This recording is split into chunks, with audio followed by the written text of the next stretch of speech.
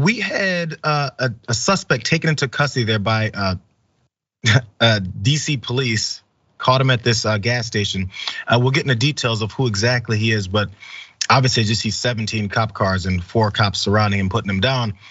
It was a very serious situation. And so the police chief then from DC, after they did take this gentleman in, he filled us in on the way things went down. Let's watch the details here. Today, I am here to announce we've got our man. At 2:30, at approximately 2:30 a.m., 30-year-old Gerald Brevard of Southeast DC was taken into custody by our partners in the Washington field office of the ATF. On yesterday afternoon, MPD received an anonymous tip providing us a possible identity of a suspect. Later that afternoon, the suspect posted a social media photo that appeared to be in the District of Columbia. Law enforcement attempted to locate him, but were initially unsuccessful. At our joint agency press conference, we released quality images of the suspect that were captured from an ATM at Union Station on March 9th. So there is the police chief there in DC, Robert Conte. He was talking about Gerald Brevard III that they had taken in there after there was a string of these shootings and killings and injuries of unhoused individuals here. Let's look at some more details of this graphic number 1, you guys. The official said that the 30-year-old man was unarmed when he was arrested in Northeast Washington shortly after police came aware of his name. And as he pointed out there, had seen his social media posts pretty much showing where he was. Brevard is now facing several charges. These include first-degree murder for the death of 54-year-old Morgan Holmes, whose identity was first released Tuesday afternoon, and assault with intent to kill. DC Chief Robert Conte noted in an afternoon press conference that the suspect had not revealed a motive and that police had not obtained the firearm that they believe was used in these shootings. He does believe that he does have the right man though. So as far as the family though concerns, because this is always one of those things I tend to think about in the back of my head when someone goes through these things. Where did he come from? Who are his people? And what do they think about this? So this is actually intriguing in this particular situation. So the suspect's father, whose name is Gerald Brevard Jr., he told the Daily Beast on Tuesday that he was crushed to hear the news about his son's arrest. He also said that they spoke on Monday. This was crazy. And he said Brevard did not say anything out of the ordinary. He couldn't pick up anything from his son. He goes, it was a normal conversation, the father who lives in Vegas said, but he was dealing with mental illness for the longest time. He's been in and out of mental hospitals. And also, this has all come as a surprise, is what he continued on to say. I've never thought that he would be violent. He was always mild-mannered. And in a separate statement issued to reporters, Brevard Jr. also stressed that despite many encounters with the justice system, his son's mental illness was never really addressed, which he said showed how the system has failed regarding the treatment of so many.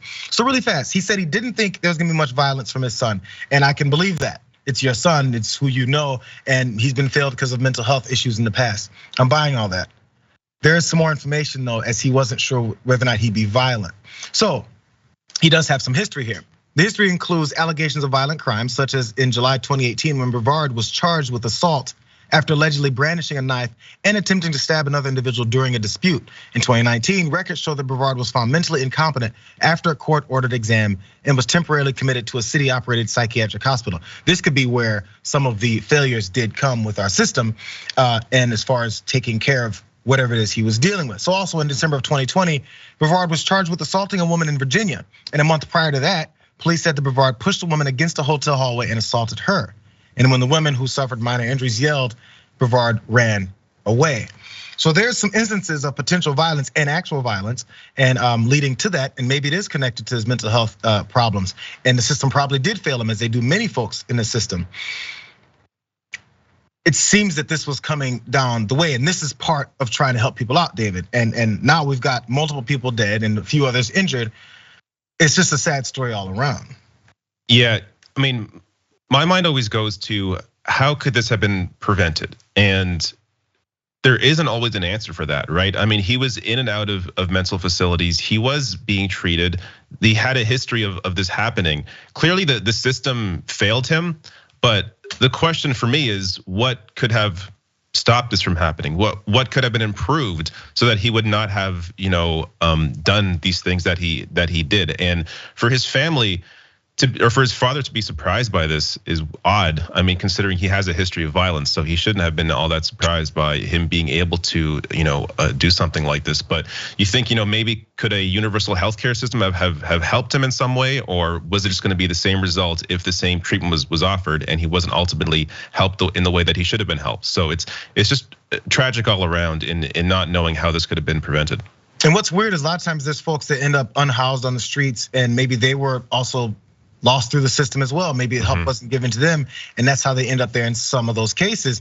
And it seems a bit odd that also the potential perpetrator here that went through this could have found himself in a very similar situation if he was a little bit more unlucky in his life. But it seems like all around those things could have been failing people. And I don't know, there's people who complain about homeless folks and talk about it all the time, and they go, we ended all of our psychiatric hospitals. And I don't know to what degree we did and what versions of them were there before, but I'm not sure how much they were helping. I don't know if there's a certain kind that we need to then go towards. But we've got a couple of murdered people whose families now have to grieve them, and a few others that are absolutely petrified. And during that time when they were hunting for them, people on the streets were wondering if they were next. It's just terrifying.